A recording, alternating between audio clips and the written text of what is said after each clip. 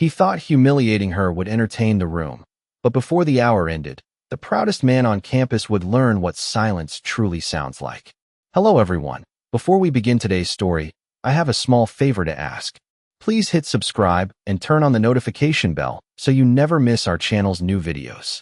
It's quick, free, and the best way to support us in bringing you more dramatic stories. Your support means the world to us. Where are you watching from? Drop your city or country in the comments below. Thank you very much. The Harrington Mathematics Hall at Weston State University gleamed beneath rows of polished brass lights, its oak-paneled walls lined with portraits of scholars whose names had shaped generations. Students packed every seat in the amphitheater, notebooks open, phones ready, whispers floating through the air like static before a storm. Today was not an ordinary lecture. Today belonged to Professor Richard Holloway. Holloway was more than respected. He was feared. At 61, with silver hair combed precisely back and a navy suit tailored so sharply it seemed to cut the air around him, he carried himself like a man who believed excellence began and ended with his own approval. His published work was cited worldwide. His graduate seminars were legendary. So were his humiliations.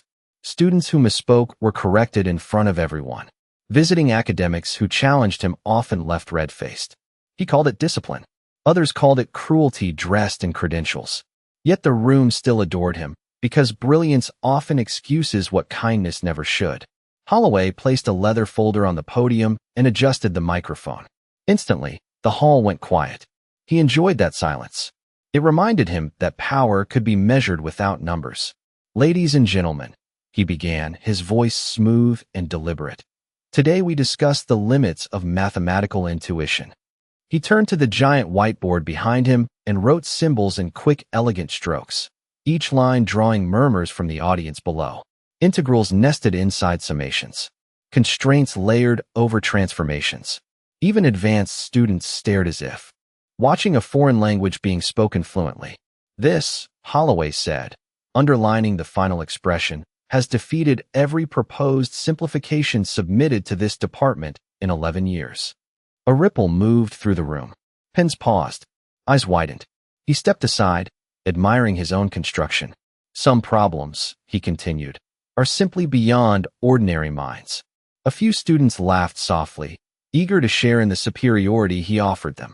In the highest row of seats, unnoticed by nearly everyone, a woman in a faded gray cardigan lowered her pencil. Claire Bennett had arrived 20 minutes early and chosen the back corner on purpose. She preferred places where people overlooked her. Her brown hair was tied neatly at the nape of her neck. A thrift store tote bag rested beside her chair. Her notebook was old, edges softened by years of use. To most of the room, she looked like someone's aunt auditing a class for fun. To Holloway, if he had noticed her at all, she would have looked invisible. Claire studied the board with calm blue eyes. Not impressed, not intimidated, merely attentive. Her fingers moved once against the notebook cover, a habit from long ago when chalk dust and deadlines had once filled her own days. She saw the flaw immediately, not in the mathematics itself, but in the pride beneath it. Holloway circled one term dramatically. If anyone here believes this can be reduced elegantly, now would be the time to embarrass yourselves. Laughter rolled louder this time. Then, from the back row, a quiet voice rose above it. There's a simpler path. The laughter snapped short. Heads turned one by one. Holloway's smile froze for half a second before returning sharper than before. Hundreds of eyes climbed the rows until they found the woman in the gray cardigan sitting calmly with her pencil still in hand. And for the first time that morning, Professor Richard Holloway looked uncertain. Professor Holloway let the silence stretch just long enough to remind everyone whose room this was. Then he smiled the way a man smiles when he believes fate has handed him easy entertainment. A simpler path, he repeated, turning the phrase over like something amusing. How fortunate we are. A few students chuckled, relieved that the tension had been converted into spectacle. Holloway rested one hand on the podium and peered toward the top row. And your name, ma'am? Claire did not rush. She closed her notebook carefully, slid the pencil inside, and answered in a voice so steady it seemed untouched by the hundreds of eyes on her. Claire Bennett. Holloway nodded as if recording trivia he would soon forget. Miss Bennett, are you a member of our graduate program? No more laughter. Faculty, perhaps? No, his smile widened. Then enlighten us. What department claims this hidden expert? Claire adjusted the strap of her worn tote bag. None of them. The room burst openly now. Even students who had seemed uncomfortable joined in, because crowds often borrow confidence from cruelty. Holloway lifted a hand for quiet, though the satisfaction in his eyes suggested he enjoyed every second. Wonderful, he said. An independent thinker. We are in rare company. He stepped away from the podium and gestured grandly toward the stairs leading down to the stage. Please, come show us the path the rest of us have missed. Phones rose across the hall. Screens glowed like tiny theater lights. Someone whispered, "This is going online tonight." Another muttered, "She is about to get destroyed." Claire heard them all and reacted to none of it. She stood, smoothing the front of her cardigan with one hand. It was an ordinary gesture, almost domestic, yet it carried a strange calm that did not fit the moment. Then she began walking down the long aisle. The steps echoed softly through Harrington Hall. No one laughed now. Something about the way she moved unsettled them. She did not look nervous. She did not look proud. She looked familiar with difficult rooms. Holloway watched her approach with sharpened interest. Up close, Claire appeared older than many students first assumed, perhaps late 30s, perhaps 40. There were faint lines at the corners of her eyes, not from worry but from years of concentration. She reached the front row and continued to the stage without asking permission. Holloway extended a marker toward her, between two fingers, as though handing a prop to an amateur actor. "Take your time," he said. "Some of us appreciate process." More scattered laughter followed. Claire accepted the marker gently. "Thank you." Her politeness landed harder than defiance would have. She turned to the board and studied the equation in silence. Holloway folded his arms. He expected hesitation, backtracking, embarrassment. Instead, Claire tilted her head slightly, then pointed to the fourth line. "Your substitution here creates unnecessary complexity." Several professors seated near the front straightened in their chairs. Holloway's expression cooled. "Unnecessary?" "Yes," Claire said.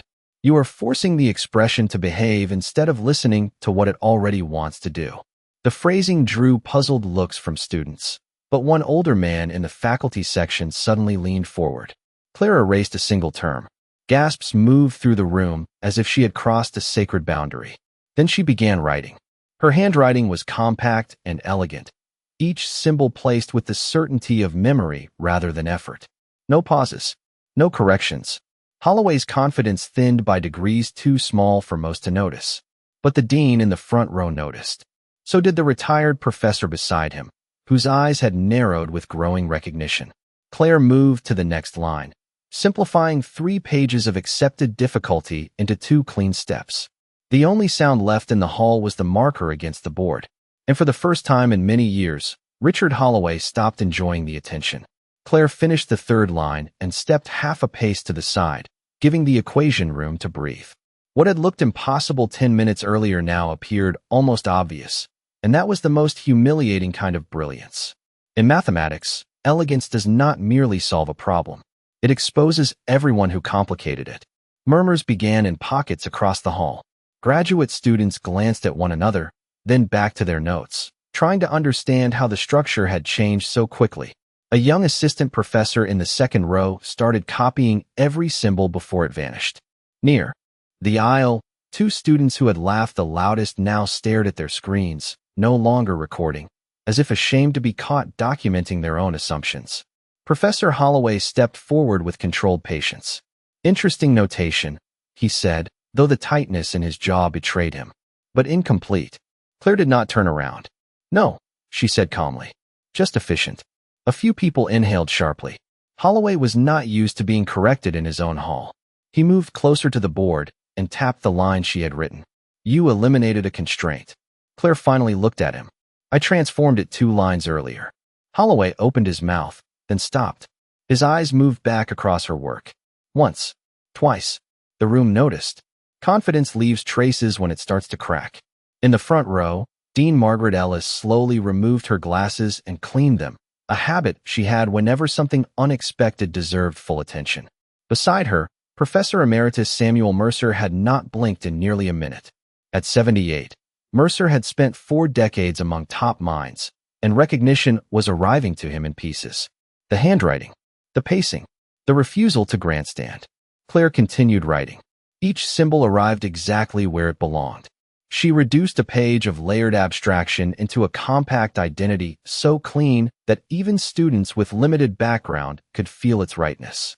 There is a moment in every great room when expertise changes hands. No announcement is made. People simply feel it. Holloway felt it most of all. That route is unstable under boundary variation, he said quickly, trying to recover ground. Claire capped the marker, then uncapped it again. Only if you assume symmetry where none was stated. She drew one short bracket, then one small note beside it. Several faculty members sat upright at once. Someone in the rear whispered, "Oh my God." Mercer rose halfway from his seat before settling back down. "She is right," he said to no one and everyone. The statement carried more weight than applause. Holloway heard it and paled. He turned toward Mercer with a strained smile. "With respect, Samuel, we should let the demonstration conclude before making declarations." Mercer did not take his eyes off the board. "I made mine 15 years ago." The words drifted through the hall like a dropped glass. Claire placed the marker on the tray and stepped back. The final expression sat centered in black ink, concise and devastating. What Holloway had framed as an unreachable summit now looked like a hill climbed by someone who knew the trail all along. Silence covered the room completely. Then the calculators came out. Laptops opened. Students checked each step with frantic urgency, hoping to find an error that would restore the world they understood. They found none. Dean Ellis was the first to clap. Once, sharply. Then another professor joined. Then another. Within seconds, the hall filled with rising applause that no one had planned. Holloway remained still beside the podium, hands at his sides, staring at the board as if it had betrayed him personally. Mercer finally stood. His voice trembled, not with age but astonishment. "Claire Bennett," he said, "we thought you were gone." Every head turned back to the woman in the gray cardigan. She offered the faintest smile, though there was sadness in it too. "I was busy," she replied. And in that instant, everyone understood that the smallest person in the room had just become the largest presence in it. The applause did not fade quickly. It rolled through Harrington Hall in waves, rising from surprise into something closer to gratitude.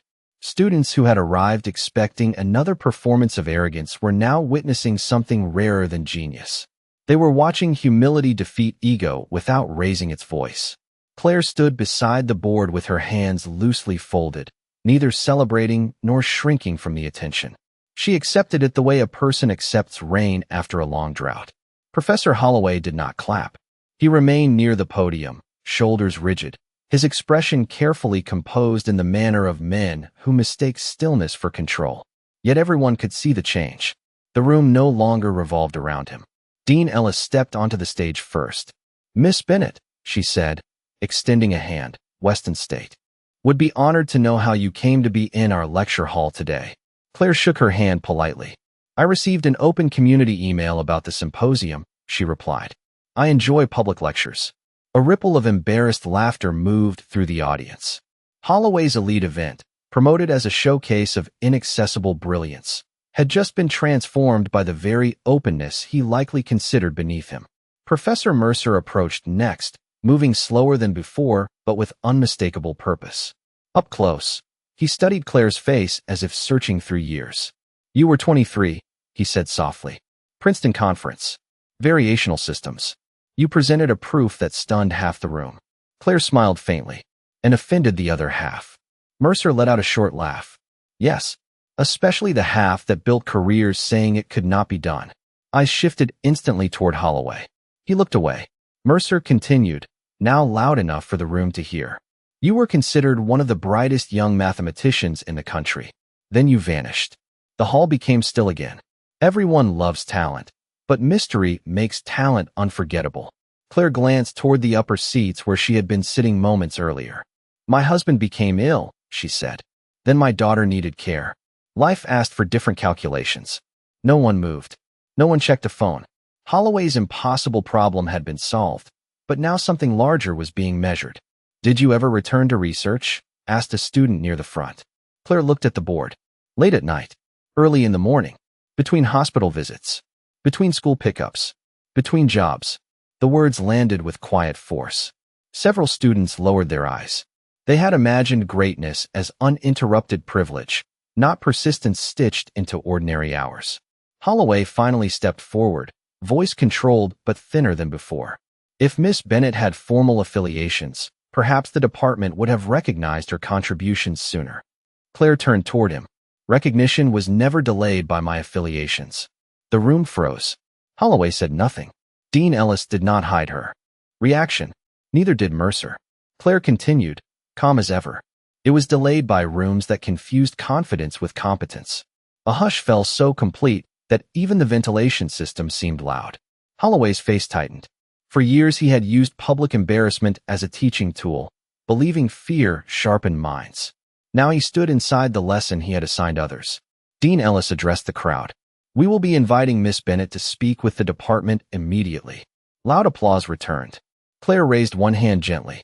That is kind, she said, but I have to leave by 4:30. The dean blinked. Leave? Claire nodded. My daughter gets out of orchestra practice at 5, and traffic on the interstate is unpredictable.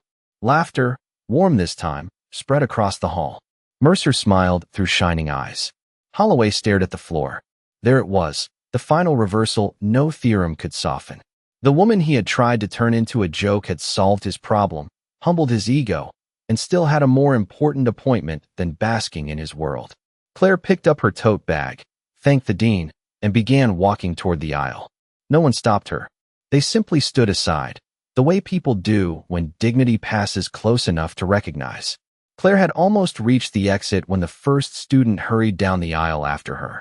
Then another followed, then 3 more, notebooks in hand, questions written across their faces. The crowd that had once laughed now parted eagerly, hoping to stand near what they had nearly dismissed. Claire stopped at the doorway and turned with patient surprise. Miss Bennett, a young woman asked, breathless with nerves, how did you see the solution so fast? Claire smiled gently. I did not see it fast, she said. I saw it slowly for many years. The students fell quiet. She tapped the side of her notebook. Most elegant answers are built long before the moment they are needed. Pens moved quickly. A tall graduate student stepped forward next. Would you ever consider teaching here? Claire adjusted the strap of her tote bag. Teaching happens anywhere people are willing to listen. She nodded toward the hall behind them, sometimes especially after they stopped laughing. A few students flushed red. She spared them no cruelty, only truth. Back on the stage, Dean Ellis had begun speaking urgently with senior faculty. Professor Mercer remained seated, gazing at the board where Claire's proof still shone beneath the lights. Professor Holloway stood apart from them all. For a man who had filled rooms with his voice, he now seemed strangely small inside the silence he had earned. Dean Ellis crossed the stage and addressed him in a tone low enough to be private, yet sharp enough that nearby rows heard every word. We will be reviewing the culture of this department immediately. Holloway stiffened. Because of one theatrical interruption? Dean Ellis did not blink. Because arrogance has mistaken itself for scholarship for far too long. She walked away before he could reply. The room felt colder around him. Near the exit, a middle-aged janitor paused with his supply cart and looked at Claire with open admiration. Ma'am, he said, that was something. Claire thanked him warmly. Unlike many others there, she noticed the name stitched on his shirt. Thank you, Robert. He smiled in surprise. Respect is often most visible to those rarely given it. Her phone buzzed. She checked the screen and laughed softly. A text from her daughter read, running late. Conductor kept us 10 extra minutes. Claire typed back, good. I am already running late too. A student nearby overheard and asked, your daughter plays music? Violin, Claire said. She says math helps rhythm. Does it? Everything helps everything, Claire replied. People divide the world too much. Those words traveled farther than she intended. Several faculty members standing nearby fell silent again. Mercer had slowly made his way down the aisle and now stood a few feet away. Claire, he said, voice gentler than before. There are journals that would publish anything you write tomorrow. She considered that. There were hospitals that needed signatures yesterday, she answered. There were homework folders on kitchen tables. There were groceries, rent, insurance forms, laundry baskets, and long nights. Journals had competition. Mercer lowered his head, humbled by a mathematics greater than his own. We misjudged what success looks like, he admitted. Claire shook her head kindly. Many people do. At last, Holloway descended from the stage. Pride still held his shoulders upright, but something in his eyes had aged an hour in minutes. He stopped several feet from Claire, unwilling to come closer, unwilling to stay away. Miss Bennett, he said carefully, your work today was impressive. She waited. Compliments from ego often arrive wrapped in reluctance. If you would like, he continued, I could arrange a formal guest lecture under proper circumstances. The nearby students watched breathlessly. Claire's answer came without malice. Professor, if respect requires circumstances, it was never respect. No one moved. Holloway's lips parted, then closed. There are defeats no audience can cause and no apology can repair. Claire gave him a polite nod, then opened the heavy doors to the late afternoon sun. Golden light spilled across the marble floor as she stepped outside carrying an old tote bag, a worn notebook, and the quiet power of someone who never needed the room to know her worth. By the time Claire reached the parking lot, the evening sun had turned the rows of cars into bands of gold and shadow. Students still spilled from Harrington Hall behind her, voices louder than before, carrying the excited energy that follows a moment people know they will retell for years. Yet Claire walked at the same steady pace she had entered with, as if nothing unusual had happened. She unlocked a 10-year-old blue sedan with a small crack in the rear taillight and placed her tote bag on the passenger seat beside a violin case decorated with fading stickers. Before she could open the driver's door, someone called her name. Dean Ellis was crossing the lot in sensible heels, followed by Professor Mercer and two younger faculty members struggling to keep up. Claire waited politely. Ellis stopped a few feet away, slightly out of breath. Miss Bennett, forgive the chase. Claire smiled. You move quickly for a dean. Ellis laughed once, then turned serious. I do not want you leaving with the impression that what happened in that hall represents the best of this university. Claire glanced back at the building. It represented something real. That has value too. Mercer stepped forward holding a folded card. This is my direct number. If you are willing, I would like to hear about the years between Princeton and today. Claire accepted the card. Most of them were ordinary. Mercer's eyes softened. Those are often the most difficult years. A gust of wind moved across the lot, carrying the faint sound of students still talking near the entrance. One of the younger faculty members, Professor Lena Park, spoke carefully. I have first-generation students who think brilliance belongs only to polished people with titles. What you did today may help them more than any lecture I give this semester. Claire considered that longer than she had considered praise from anyone else. Then tell them this, she said. Do not confuse access with ability. Some doors are heavy, that is all. Park nodded, as if committing the line to memory. Claire's phone buzzed again. Another text from her daughter, we are outside. Did you survive your lecture? Claire smiled and typed back, barely. Save me a seat in the car. She looked up.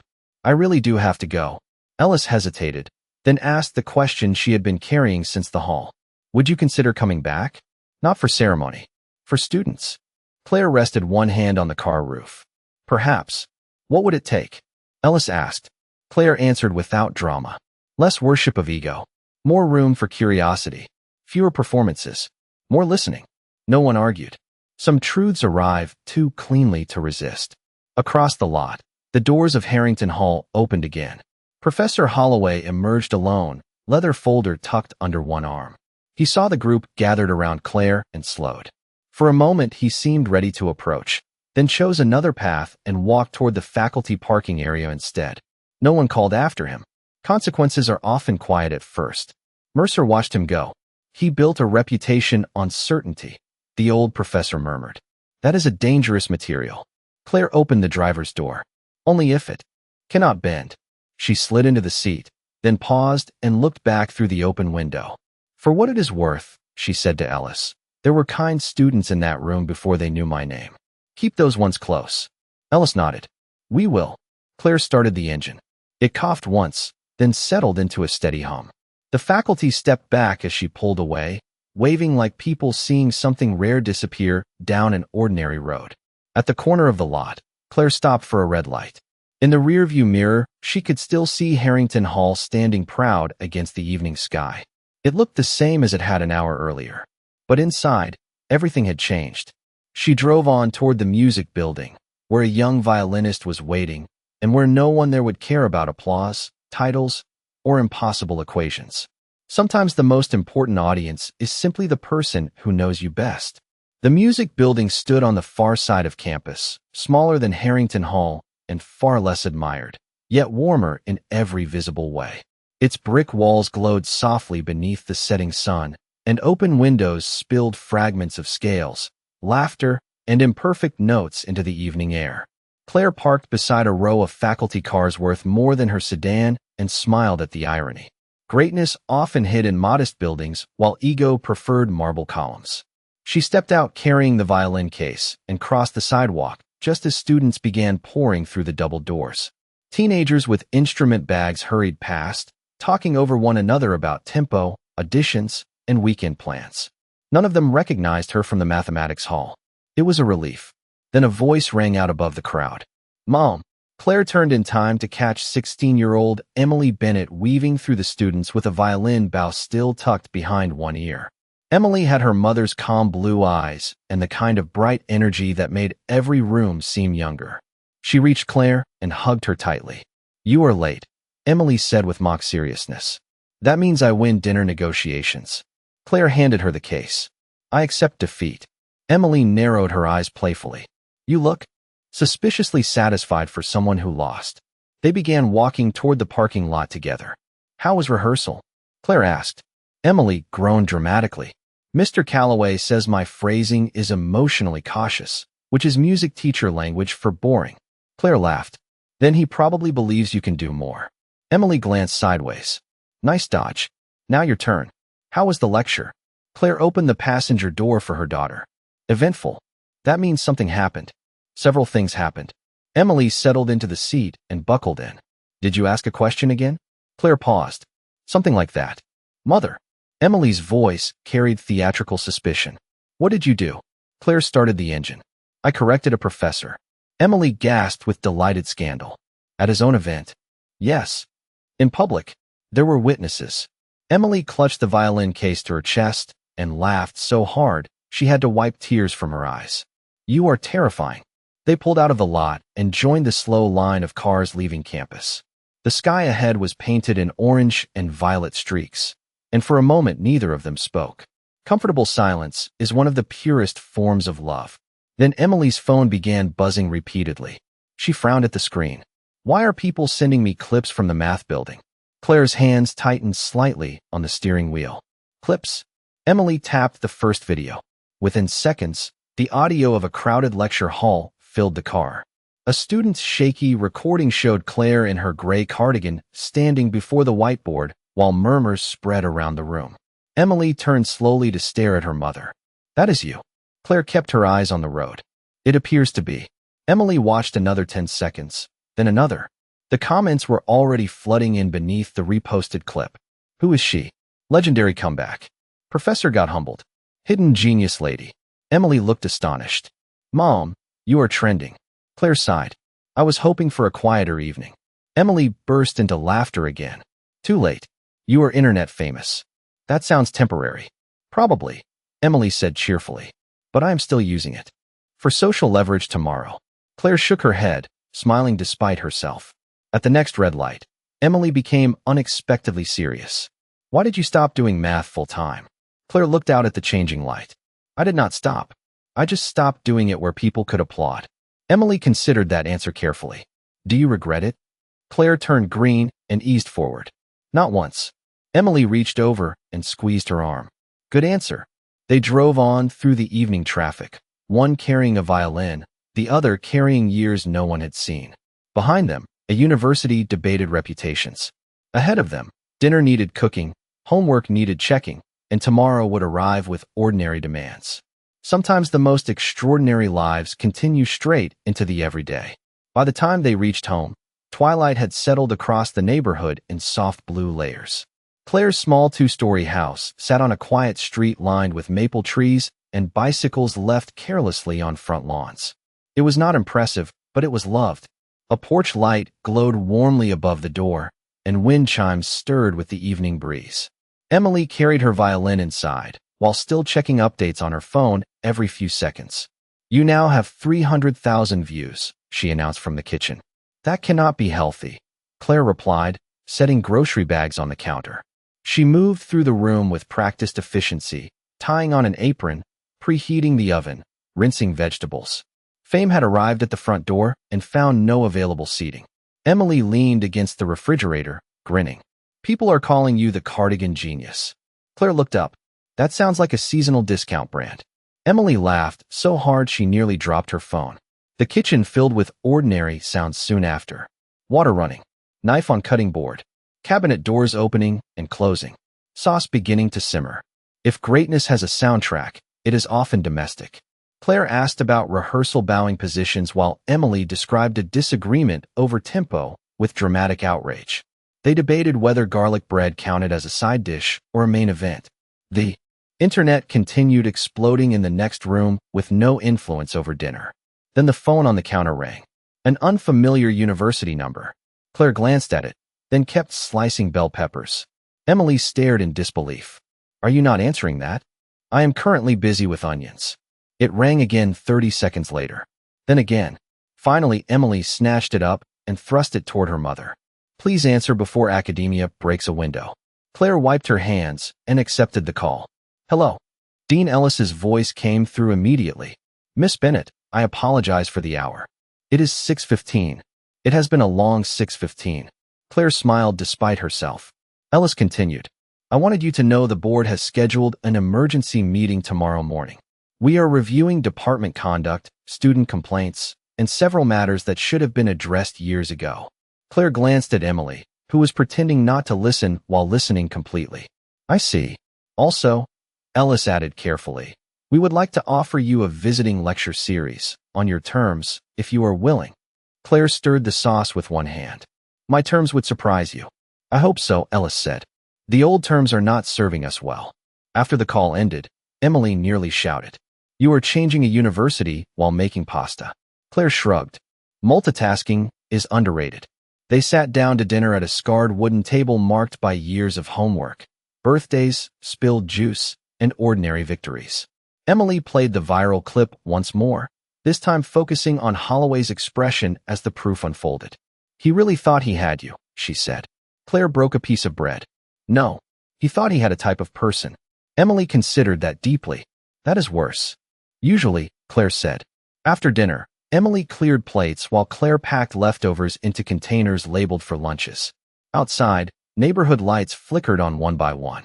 Inside, the house remained peaceful in a way no applause could improve. Later that night, Claire passed the small desk in the living room where stacks of notebooks sat beside unpaid bills and sheet music. She opened one notebook to a page filled with equations written months earlier. Ideas she had explored between laundry cycles and dentist appointments. Emily appeared in the doorway holding 2 mugs of tea. Were you going to tell me you are secretly world-class at everything? Claire accepted the mug. Only after taxes. Emily laughed, then grew quiet. You know what I liked most today? What? You did not become mean when you could have. Claire looked toward the dark window. Bitterness is expensive. I had other things to pay for. The room fell still. Somewhere online, strangers argued, praised, mocked, and replayed the moment. In the Bennett house, a mother and daughter drank tea beside unfinished equations, and the world's loudest opinions could not compete with the calm they had already built. The next morning, Weston State University woke earlier than usual. News vans lined the curb near the administration building. Students gathered in clusters with coffee cups and phones, refreshing feeds that still replayed the moment from the lecture hall. Faculty who normally moved with practiced detachment now walked briskly, whispering in pairs. Reputation travels slowly when built, but very quickly when questioned. Inside the boardroom, sunlight stretched across polished wood as trustees took their seats. Dean Ellis stood near the windows with a folder thick enough to suggest years of neglect. Professor Holloway entered last. His suit was immaculate, his posture disciplined, but the room did not rise for him as it once might have. Respect had become cautious overnight. Across campus, Claire was nowhere near the boardroom. She was in her kitchen packing Emily's lunch into a blue insulated bag while reminding her not to forget sheet music for afternoon rehearsal. Emily, already dressed for school, watched updates on her phone between bites of toast. They are saying there is an emergency meeting, she announced. Claire added apple slices to the lunch bag. Many emergencies are simply delayed honesty. Emily grinned. You really should sell quotes. They drove to school beneath a clear spring sky. At a red light, Emily looked over. Are you nervous? Claire kept her eyes ahead. About what? Everything changing. Claire thought for a moment. Everything changes. The question is whether it improves. At Weston State, the board meeting ended before noon. By 1 o'clock, an official statement appeared online. Professor Richard Holloway was placed on immediate administrative leave pending a full review of conduct complaints, hostile learning environment reports, and misuse of departmental authority. Students cheered openly in the quad. Several professors looked relieved rather than shocked. Some systems do not collapse when one person leaves. They finally breathe. Dean Ellis made a second announcement that drew even more attention. Weston State would establish the Bennett Fellowship, a scholarship for students whose talent had been overlooked because of financial hardship, family obligations, or non-traditional paths. Applications would prioritize resilience, curiosity, and demonstrated excellence outside conventional prestige channels. The comments section flooded within minutes. Across town, Claire was at a grocery store comparing prices on cereal when her phone rang again. She answered beside a display of oranges. Miss Bennett, Dean Ellis said, sounding happier than she had the night before. I hope I am not interrupting anything important. Claire placed one box back on the shelf. Only capitalism. Ellis laughed. I wanted you to know the fellowship passed unanimously. Claire was quiet for a moment. That matters more than lectures. We were hoping you might allow us to use your name. Claire considered the stacked fruit, the fluorescent lights, the ordinary people moving past with carts and lists. Use the name, she said, but earn it every year. That evening, Emily burst through the front door waving her phone. Mom, they named a scholarship after you. Claire looked up from the sink where she was washing rice. That seems excessive. It is amazing, Emily corrected.